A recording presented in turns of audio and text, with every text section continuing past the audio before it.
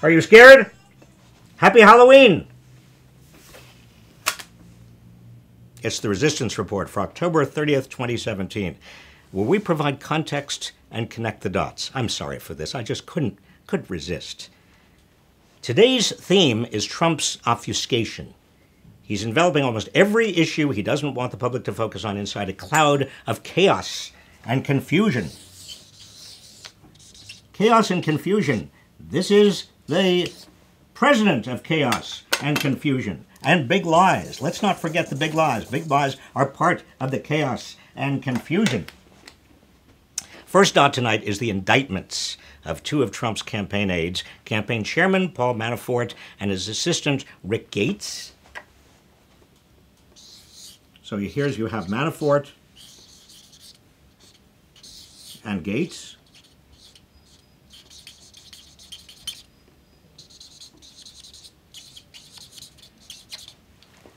They're not looking all that happy. And also, the guilty plea of George Papadopoulos. This is Trump's foreign policy advisor.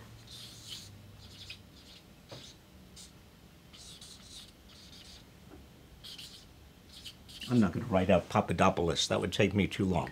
Now, Papadopoulos had been arrested, but this is back in July, for making false statements to the FBI, and now appears to have made a deal to cooperate with Mueller's probe into Russian interference. So how did Trump respond to all of this? Hours after the federal indictments against Manafort, Trump's response via tweet was, "Sorry, but this is years ago." Manafort was years ago, before Manafort was part of the Trump campaign. And he said, but why aren't crooked Hillary and the Dems the focus? Still, he keeps on wanting to go back to Hillary Clinton, as if Hillary Clinton was still running against him, as if he was still running against Hillary Clinton. Now, you can expect to hear this line, "Sorry, timing is wrong, Hillary." You can expect to hear it repeatedly from Trump and his surrogates. The timing is wrong, and so on. Now, or, Hillary is the one who's guilty. Or he is saying, and his surrogates all day have been saying, the indictments vindicate Trump because he wasn't charged. This is all a smokescreen. And again, it's designed to confuse. Trump should be worried. I mean, it's now reasonably clear that the President of the United States closely relied on two people, on Manafort and also on Gates during the campaign, while they were engaged in alleged criminal activity. George Papadopoulos, his guilty plea is another huge problem for Trump. In fact, I think in many ways this is a bigger problem for Trump, because Papadopoulos was then a foreign policy advisor to the Trump campaign when he lied to the FBI about his attempts to contact 3 Russians, including a Russian professor who promised dirt on Hillary Clinton, including thousands of emails. Now, this is a potentially critical piece of new information. I mean, Trump wants to talk about Hillary's emails, but what Papadopoulos was promising was thousands of emails, raising even more questions about just what exactly the Trump campaign knew about the Russian effort to hack and release leading Democrats' emails, and whether they had collaborated with or advised that effort in any way. Now, this fits the pattern of Trump collusion. And you can bet that the Manafort and Gates and Papadopoulos cases will not be the only cases. They're the first ones in a legal battle that's, well, it's probably going to be involve more and more Trump associates as time goes by, with indictments going as high as the evidence and law support. The next one, my guess, is likely to be former National Security Advisor Michael Flynn. Michael Flynn. And he's in trouble because he lobbied for a foreign power without proper permission, as Manafort reportedly did, and allegedly lied to the FBI, as Papadopoulos reportedly did. Now, Again, all day, Trump and his surrogates, most especially the Fox News lineup and the talk radio crowd, the right-wing Yale radio, they're frantically fanning Hillary Clinton non-scandals, as if this is somehow about Hillary Clinton. Permit me to mention them because you need to know the facts.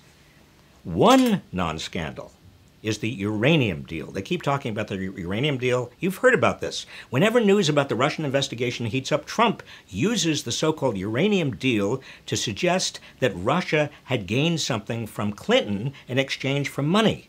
Trump himself has claimed the case is Watergate, modern age. But the uranium deal is a totally baseless charge. It's been shown to be baseless. It was shown to be baseless months ago in the campaign. It was first raised in a book underwritten by an organization headed by Steve Bannon.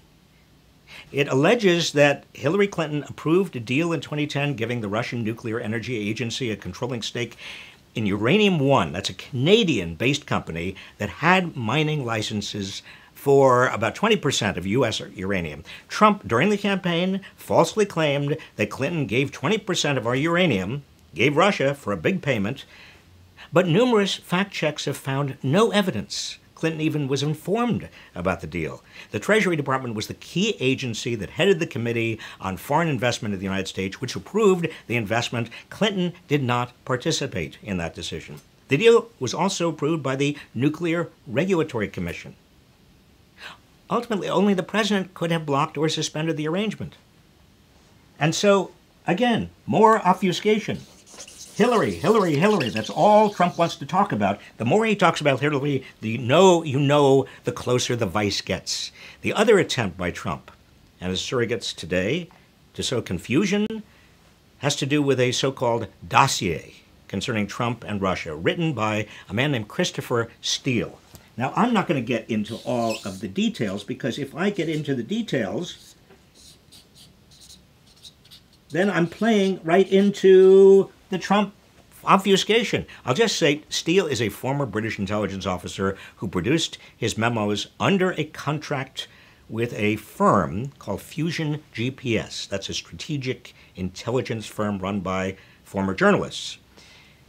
The Democratic National Committee and the Clinton campaign were revealed as the Democratic donors who paid Fusion GPS for Steele's research. But what Trump and his surrogates don't tell you is this same firm, Fusion, was initially hired by a conservative group, the Conservative Free Beacon. And the contents of the so-called dossier weren't even used by the Clinton campaign.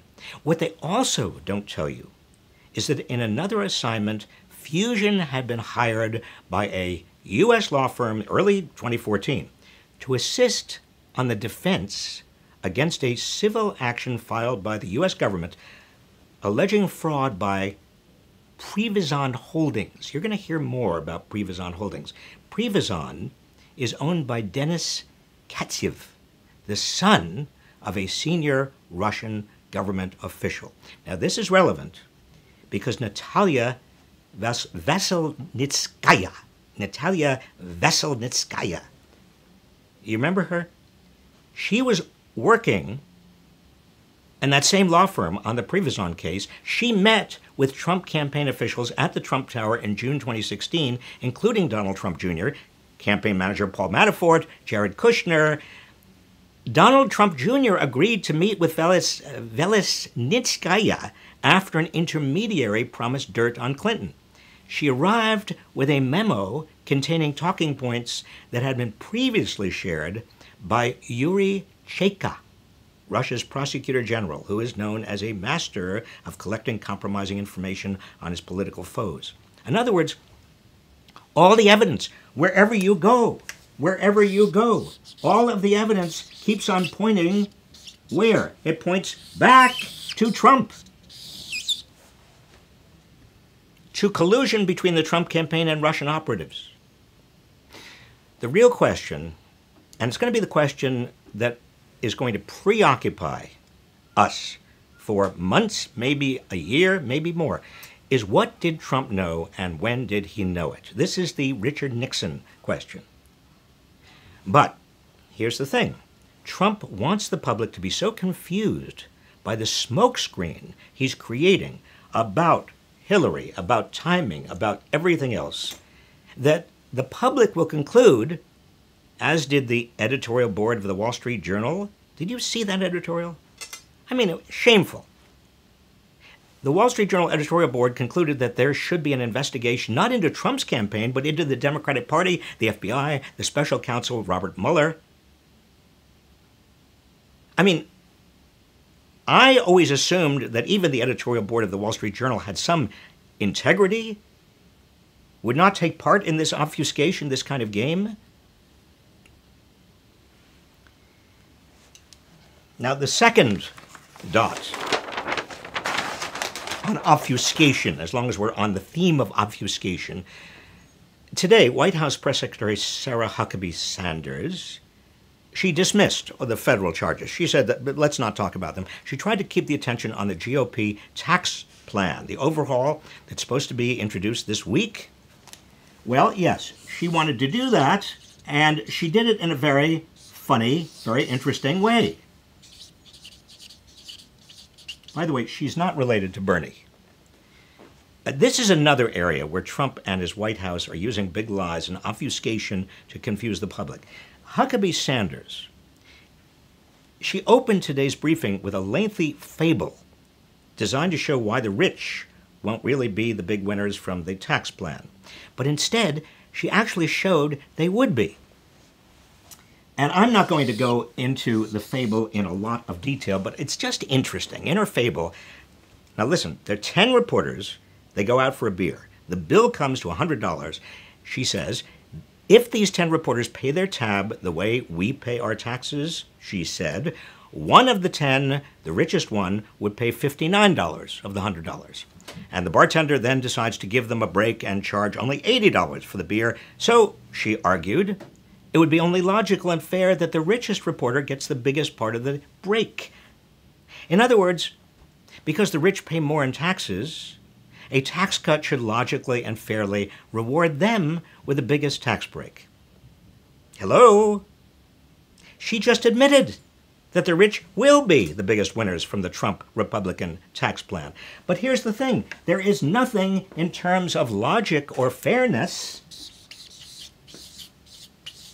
that requires that the rich get the biggest tax break. There's nothing logical or fair about that.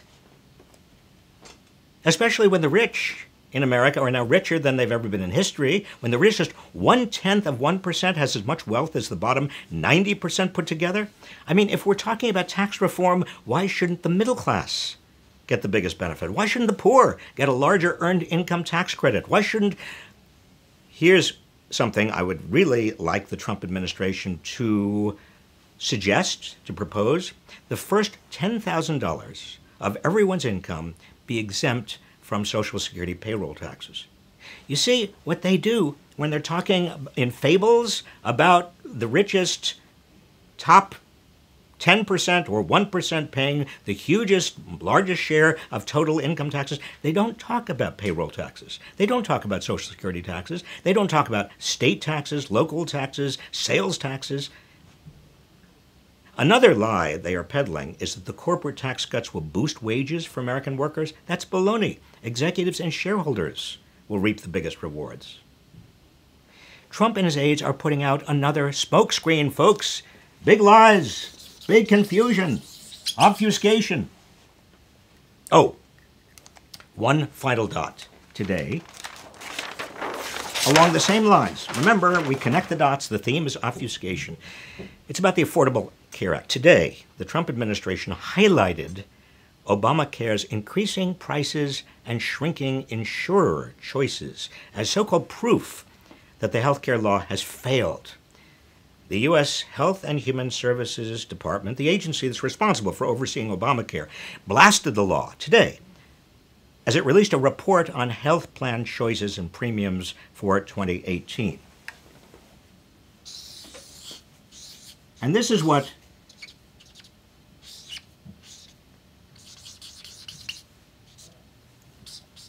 HHS under Trump has been completely transformed into a department of obfuscation and lies. The department buried the fact that more people than ever can get a health plan for less than $75 a month, and it did not mention evidence that its own policies, the Trump administration's own policies, have helped drive Obamacare premiums higher next year than they would otherwise be. A significant fraction of the premium price hikes seen for 2018 are due to concerns by insurers that the Trump administration is going to cut off key reimbursement payments to those insurers. And indeed, that's exactly what is going on. That's what Trump is doing.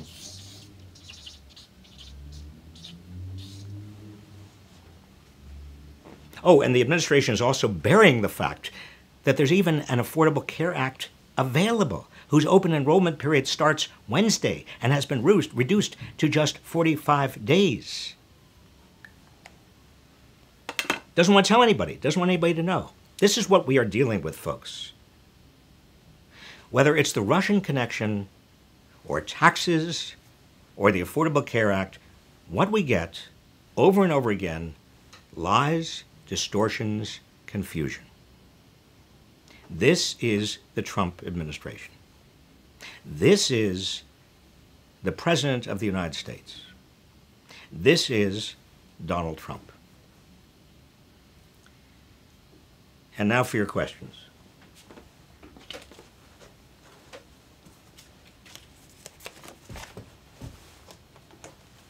Should I put this back on? No. Okay, Shane Peterson. I believe in the idea of a social contract, but how is the contract supposed to work when individuals do their part and corporations do not? How does society proceed with only one half of the contract being fulfilled? Well, Shane, you're exactly right. The social contract, as we understood the social contract, particularly starting in the 30s and through the Depression and the Second World War and through the 50s and 60s, as the United States not only grew, but as the lowest and poorest 20%, fifth of the population, gained more ground than the top fifth as we grew that first 3 decades after the Second World War. What happened was we did have a social contract. And what happened was the corporations did owe some responsibility to their workers and also to their communities. But then what happened was the 1980s, the corporate raiders, who basically said to American corporations, if you do anything that benefits anybody other than shareholders, we're going to penalize you, we're going to take you over. And that's what they did. And that was the end of stakeholder capitalism and the beginning of shareholder capitalism. So Shane, you're right. Peko Engel, where do you think these indictments are likely to lead? Well, I think that what Mueller is doing is laying the groundwork for more and more information. He's squeezing each of these people. In other words, he is going after Manafort, and he's going after Manafort's assistant, and he's going after Papadopoulos. And he has enough evidence against them. And with Papadopoulos, he actually has basically an agreement, an agreement by Papadopoulos to not only plead guilty, he has pled guilty, but also perhaps to do more. And maybe there is a condition attached to that pleading guilty. For all I know, Papadopoulos might have had a wire on him after July. This is the beginning stage of what prosecutors do, very clever prosecutors, when they are trying to get more information. Adriana Vasquez, what happens if Trump fires Mueller? What is a constitutional crisis? Well, if Trump fires Mueller, there would be a constitutional crisis. I lived through Richard Nixon firing Archibald Cox, who at that time was the special prosecutor. And when that happens, people not only get upset, they get beyond upset, they get angry. There are moves to impeach the president. In 1979, 80, 81, early 70s, I should say. In the early 70s, when Richard Nixon fired Archibald Cox, there was not nearly the polarization in this country we have now. I mean, right now, people almost feel tribal about their party or about the other party. So an attempt by Trump right now to fire Mueller would not only set off a constitutional crisis, but might even set off worse than that. Not literally a civil war, but some sort of deep social division in America. And I frankly worry about that more than we've had already. Joe Gould, are there ways the public can pressure the Vice President and Cabinet to execute the 25th Amendment? Joe, there is no particular way. We don't know much about the 25th Amendment. It's not been tried, as I've suggested before, particularly Section 4 of the 24th Amendment, which has to do with a president who is unfit to serve or doesn't have the mental competence to serve. We just don't know. I think that if Trump is indicted, or if Trump actually gets close to being indicted, or if the evidence gets very, very close to Trump in terms of colluding with the Russians, then you have to rely on public opinion, and you've got to rely particularly on Republican public opinion, because it's the Republicans who obviously run and control the House and the Senate, and it's the Republicans who are looking over their shoulders at Trump voters. If those Trump voters begin to, and they already have started, but if they begin on the basis of more and more information coming out to say, no, we are not going to support this man any longer, you can bet that the House and the Senate, the Republicans, will turn on a complete dime, because they're all up for, in the House, all up for re-election. Ben Cohn, the daily sensational news obscures legislative maneuvers that are and are not happening, such as tax, health care, and regulatory reform. How do we keep these issues at the forefront? Ben, it's something that I've been worried about quite a lot, because these big issues are so easily obscured. The 24-hour news cycle, the sensationalism that we get out there, the ease with which people are deflected by a major Trump tweet or a rally or some outrageous comment he makes it hard for the public to focus and stay focused on some of these larger issues. And you are right. Healthcare and tax, they call it tax reform. Actually, it's a huge tax giveaway to the wealthy. And also foreign policy, North Korea. I mean, I am personally worried about what's going to happen there and see no strategy at all. And finally, the environment. I mean, why there are no stories about the environment, even though Scott Pruitt is essentially taking the Environmental Protection Agency apart, and with the blessing of Donald Trump and a lot of the Republican patrons, the big business, big corporate patrons of the Republican Party. That's what we need to focus on. And I think you and I and everybody else needs to spend more time than we are already spending on those large issues. Which gets me back to you. And I say this, I know I say it over and over again, but it is true. You are the answer. You are the way we get out of this. I know you're tired. I know you're exhausted. I know that we're almost up to, we're getting up to a year, very close to a year since Donald Trump was elected president. And it is a Halloween horror. But we would be in much worse shape right now were it not for you. You saved the Affordable Care Act. You may save us from the kind of tax plan that is not only unjust and unfair, but also illogical. It's up to you. It's up to the grassroots. And if the Democratic Party had any notion of where it needs to go, it would look to you and the grassroots for 2018. If it doesn't, you need to link up with the Democratic Party and make sure it's listening to you. I want to thank Andrew Santana and Sean and Sasha Lightman for their enormous help, and I will see you very soon.